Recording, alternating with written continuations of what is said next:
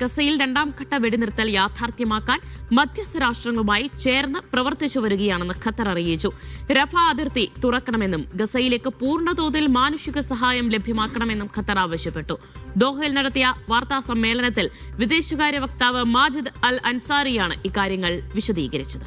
വിവരങ്ങളുമായി ദോഹയിൽ നിന്ന് അബ്ബാസ് മുഹമ്മദാണ് ചേരുന്നത്. അബ്ബാസ്, രണ്ടാം ഘട്ട വെടിനിർത്തൽ ചർച്ചകളുമായി ബന്ധപ്പെട്ട് എന്താണ് ഖത്തർ നൽകുന്ന വിവരങ്ങൾ?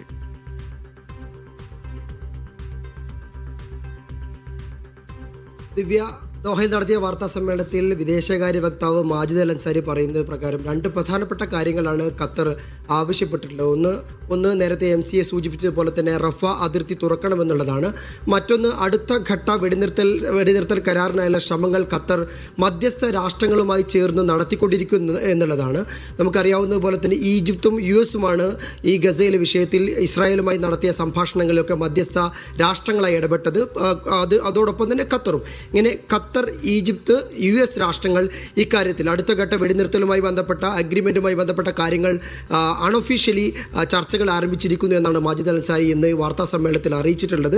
അദ്ദേഹം പറയുന്നൊരു വളരെ പ്രധാനപ്പെട്ട കാര്യം, ഇക്കാര്യത്തിൽ ചില സങ്കീർണതകളുണ്ട്. ആ സങ്കീർണതകൾ പരിഹരിക്കാനുള്ള ശ്രമങ്ങൾ കൂടി ഈ ഖത്തർ നടത്തിക്കൊണ്ടിരിക്കുകയാണ് മധ്യസ്ഥ രാഷ്ട്രങ്ങളുമായി ചേർന്ന് എന്നുകൂടി അദ്ദേഹം പറയുന്നുണ്ട്. റഫ അതിർത്തി മാനുഷിക സഹായത്തിന് വേണ്ടി തുറക്കാനുള്ള ഒരു പ്രധാനപ്പെട്ട ആവശ്യമാണ് ഇന്ന് മാജിദ് അൽ അൻസാരി അദ്ദേഹത്തിൻ്റെ വാർത്താ സമ്മേളനത്തിൽ ഖത്തറിൻ്റെതായി പുറത്തിറക്കിയത്. നമുക്കറിയാവുന്നതുപോലെ തന്നെ 2024 മെയ് മുതൽ ഇസ്രായേൽ റഫ അതിർത്തി അടച്ചിരിക്കുകയാണ്. ഈജിപ്തിനും അതുപോലെ ഗസക്കും ഇടയിലുള്ള ഈ അതിർത്തി തുറന്നാൽ മാത്രമേ നിലവിലുള്ള ഗസയിലെ മാനുഷിക പ്രതിസന്ധി പരിഹരിക്കാനാകൂ. അത് ഇസ്രായേൽ രാഷ്ട്രീയമായി ഇക്കാര്യത്തിൽ ബ്ലാക്ക് മെയിൽ ചെയ്യുകയാണ്. ഒരു പൊളിറ്റിക്കൽ ബ്ലാക്ക് മെയിലിംഗ് ആണ് നിലവിൽ ഇസ്രായേൽ നടത്തിക്കൊണ്ടിരിക്കുന്നു എന്നുകൂടി മാജിദ് അൽ അൻസാരി പറഞ്ഞു വെക്കുന്നു. ഇതൊഴിവാക്കി കൃത്യമായി മാനുഷിക സഹായങ്ങൾ ഗസയിൽ എത്തിക്കാനുള്ള ശ്രമങ്ങൾക്ക് ഇസ്രായേൽ ഭരണകൂടം പിന്തുണ പ്രഖ്യാപിക്കണം. അതുപോലെ ഇസ്രായേൽ ഭരണകൂടം അത് അനുവദിക്കണം. റഫ അതിർത്തി തുറന്നാൽ മാത്രമേ ഇനി ഗസയിലെ ദുരിതത്തിന് അറുതി വരൂ എന്നുള്ളതാണ് മാജിദ് അൽ അൻസാരി പറയുന്നത്. നമുക്കറിയാവുന്ന പോലെ തന്നെ റഫ അതിർത്തി വളരെ പ്രധാനപ്പെട്ട ഒരു സംഗതിയാണ്.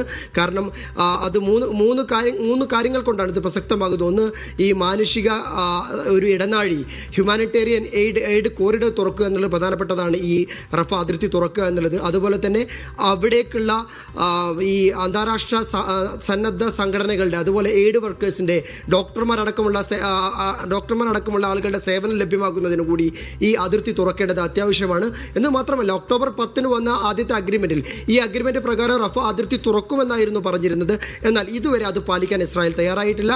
എന്ന് മാത്രമല്ല, കഴിഞ്ഞ ഇസ്രായേൽ പ്രധാനമന്ത്രി ബെന്യാമിൻ നെതന്യാഹു പറയുന്നത് പ്രകാരം ഈ ക്യാപ്റ്റീവ്സുകളുടെ, ബന്ദികളുടെ അവസാനത്തെ അവശേഷിപ്പ് കിട്ടിയാൽ മാത്രമേ ഈ റഫ അതിർത്തി തുറക്കാൻ കഴിയൂ എന്നുള്ള ഒരു നിലപാട് കൂടി അദ്ദേഹം സ്വീകരിക്കുകയുണ്ടായിട്ടുണ്ട്. എന്നാൽ ഇസ്രായേൽ ഒഫീഷ്യൽ ബ്രോഡ്കാസ്റ്ററായ കാൻ കഴിഞ്ഞ ദിവസം റിപ്പോർട്ട് ചെയ്ത പ്രകാരം US-ന്റെ സമ്മർദ്ദപ്രകാരം റഫ അതിർത്തി എന്നുള്ള ഒരു വാർത്തയും കാൻ സംപ്രേഷണം ചെയ്തിരുന്നു. എന്നാൽ ഇതുമായി ബന്ധപ്പെട്ട് ഏതായാലും ഖത്തറിൻ്റെ നേതൃത്വത്തിൽ ഇസ്രായേലും അതുപോലെ ഈജിപ്തും കൂടി മധ്യസ്ഥ ശ്രമങ്ങൾ നടത്തിക്കൊണ്ടിരിക്കുകയാണ്. റഫ അതിർത്തി ഏതായാലും വളരെ വൈകാതെ തുറക്കണം എന്നുള്ള ആവശ്യമാണ് ഖത്തർ ഉന്നയിക്കുന്നത്.